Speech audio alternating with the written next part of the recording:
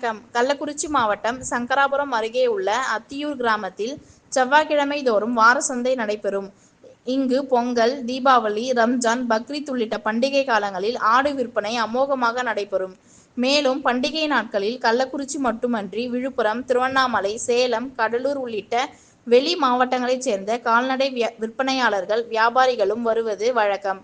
இந்த நிலையில் இன்று நடந்த வார சந்தையில் ஏராளமான செம்மறியாடுகள், வெள்ளாடுகள் விற்பனைக்கு வந்தன. ஆடு ஒன்று 5,000 ரூபாய் முதல் 15,000 ரூபாய் வரை விற்பனையானது. இன்று ஒரே நாளில் 1,70,00,000 ரூபாய் வரை வர்த்தகம் நடைபெற்றதால் வியாபாரிகள், விற்பனையாளர்கள் மகிழ்ச்சியடைந்தனர். மேலும் அத்தியூர் வாரச்சந்தை நடைபெறுவதற்கான போதிய இடவசதி இல்லாததால் ஆட்டு வியாபாரிகள் சங்கராபுரம், திருக்கோவிலூர் செல்லும் சாலையிலேயே வாரச்சந்தை நடைபெற்றதால் போக்குவரத்து பாதிப்புக்கு உள்ளாகி ஆட்டு வியாபாரிகள் கடும் சிரமம் அடைந்து வந்தனர். ரெட் நியூஸ் தமிழ் செய்திக்காக கள்ளக்குறிச்சி மாவட்ட செய்தியாளர் முத்துக்குமரன். செய்திகளை உடனுக்குடன் தெரிந்து கொள்ள ரெட் நியூஸ் தமிழ் சேனலை சப்ஸ்கிரைப் செய்யவும்.